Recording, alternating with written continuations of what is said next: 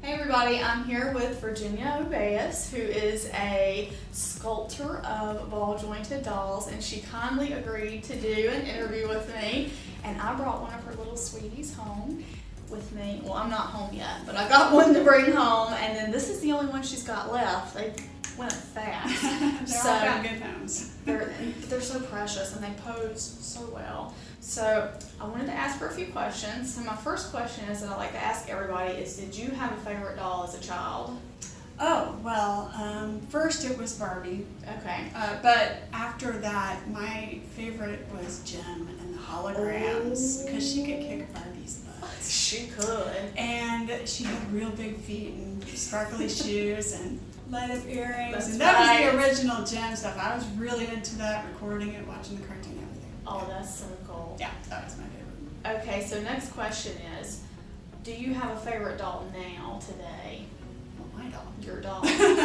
Now, I always strive for making something that I would want to buy Right. for myself. So I would say, in a sense, that that is true. That's true. But I have a lot of really great influences out there that I like. So I appreciate a lot of other artist dolls. And I like other kinds of dolls too. I like Blythe a lot. Yeah. I like what artists do with the Blythe. I like some really simple and retro looking Taiwanese vinyl dolls. Oh, yeah. I'm really enchanted by anything that's cute and small and doll-like. So when did you decide to start sculpting your own dolls? Okay. I found out about the adult repaint doll world around 2004 and started repainting, started sewing. I've done wig making, I've done all kinds of aspects of this hobby, and then after I had done everything else, it was around, I would say, 2014 that I decided to make the leap into doing my own. And I took all of that from the collector side of things and creating the things for the dolls and finding things for the dolls into what I wanted to have as a doll maker. So I wanted really good posing, and I wanted to provide people with all the other parts that they needed to assemble their doll, like the shoes, the eyes, everything would work with it. And these dolls, you customize head to toe everything on the doll. So that's what I love about this. When you're sculpting, what do you find is the hardest part to sculpt? My answer to this is everything. It's all hard. Literally, I mean, sure, technically, the very first thing I did was a head only, and I had it on other bodies. And that was easier than doing the whole rest of the body. But even with the head, I mean, there are things that just, you know what's really hard about a body? Everything's, you've got two of it. You've got one eye, you've got one eye, and you got one ear, and they have to look similar enough to be on the same person. Okay. So I would say, yeah, there's challenges to each part, even when you're just talking about knees. I mean, it's such an integral part of it being able to stand and bend and move. That can be difficult. You know, the head joint attaching to the neck can be a challenge. So I remember when the post office lost your child body and you had to redo the whole thing, and I was thinking that must be so difficult to have to do that all over. It was this body, wasn't it? It was. Well, it was the predecessor to this one. But you know, I've had several really significant challenges throughout doing this.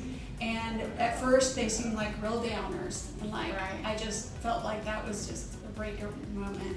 But then when they lost that initial body and they didn't find it for almost a month, and we had no idea where it was, I decided to do it again.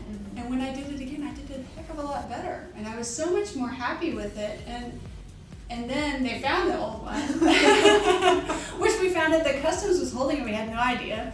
But you know, the challenge made me just say, okay, here's an opportunity to do it again and improve from that. And other challenges I've had where maybe I was denied something that I thought, some approval of someone or different things, but that challenge made me have to look at myself and say, how can I improve it? So in the end, it's all good. I love it. Because I love this body. I've been playing with her ever since I bought her. Like, she's just amazing. I keep playing with her too. Can't stop. Can't stop.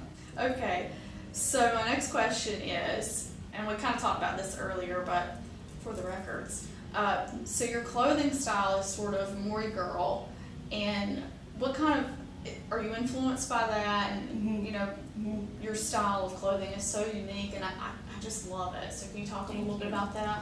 Well, I do follow like Pinterest, addict of several Maury styles, and also Natural K, which is, we were talking earlier, if Maury girl lives in the forest, the Natural K girl lives in the little town beside the forest. So she wears more print mixing, but all like natural colors. There's nothing really garish about her, and it's very retro. I think of it as kind of like the prairie style revival that happened in the 70s before polyester took over. And you had cotton, and it was all this little calico prints, and that's a big influence for me too. But also, like we talked about Blythe and some of the artists and what they do for that doll is a big influence on me, and just is totally inspirational. I just love the Maury style and the natural. And put an owl on it and a mushroom, and I am totally You're sold. Totally. I'm in love. I love it. Of the dolls you've sculpted, do you have a favorite? And they can hear you right now, so. Oh yeah. Don't listen. No, Marigold is my favorite so far. Oh, okay, that's awesome. But a lot of people really like Tom that I did a while back, and I have retired him, but I did think that his face sculpt was really successful, and I'm really glad to hear that people who found out more about him later really liked him, and they were sad that they couldn't get him anymore. Right. But I take that and I use it to inspire me to make another face. That's something that's inspired and has that same, it won't be exactly the same, but something that's got the elements I've put into Marigold that I love with the elements that people love in Tom. So that kind of leads me into my next question. Can you tell us about anything upcoming, or what we can expect to see? Well, I've been blabbing it to everybody here Well, over tell like us. the last 2 days, so, and you can tell my voice is about to go too. Certainly. Well, I have a head that I finished for the Marigold body that I sent into casting that's called Evergreen. And I've showed pictures of it, but it's just the clay version, so it doesn't look that cute yet. Right. The face up makes a When you lot do of the face difference. up, yeah, that's where you But see the character. Yeah, so she's got another round head, she's got chubby cheeks, and she's got a little smile. She's a very gentle, I say she's evergreen, she's always happy. And I have another head in the works that is influenced by Tom, but that's a little less further along.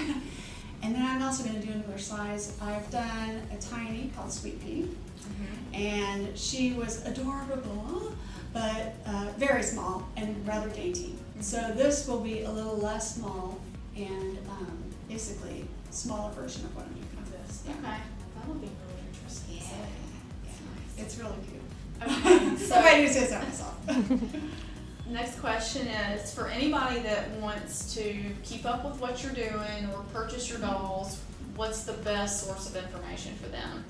Well, first my website is forevervirginia.com, and that's where I sell everything from. Right. But as far as keeping in communication, I do use Facebook. I have a Facebook group, Forever Virginia Dolls Fan Club. And if you don't do Facebook, I have an email list that you can get on my site too. So there you go, there's 3 ways to find out how to purchase and to keep up with the latest news. And I have Instagram. Oh yeah, So Instagram. I forgot about that. I follow her on Instagram, I check out the website, I'm on the Yeah. mailing list, Yeah. and I'm in the fan club, because you see all the pictures. and you Different, get like inspired. work in progress is more Right. Facebook and Instagram. So. And that stuff's fun to see, so you can kind of know what's coming. So last thing is, do you have anything else you want to share with everybody? You didn't press me for that question. I don't know. Like, buy my stuff now. No, I just encourage anybody, even if you don't have one of my dolls, join the group. Yeah, Because it absolutely. is the best place to see what other people are doing, and a fun place to share photos, and also to ask questions if you have any questions about anything, and then also to see what I'm working on, because that's fun for me to get feedback too. I can say this is my first doll of Virginia's, but I've been in the group probably for a year or two. So You it's don't been, have to have a doll. it's been a lot of fun to follow along and see all the clothing and see the different sculpts. If you love dolls, you'll love being in the fan club because it's a really welcoming, inviting place. And it's a lot of good information. If they're not, kick them your dens. That's the great thing about Facebook, just get them out of there. No, everybody's super nice.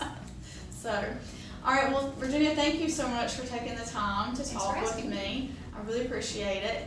And, are there any shows that you'll be at next year that you could tell us about? Okay, well, I will definitely be at BJDC in Austin. There you go. And I'm considering other shows as well, but I don't know for sure yet about those. So if you want to meet her in person, BJDC next year in Austin. Yeah.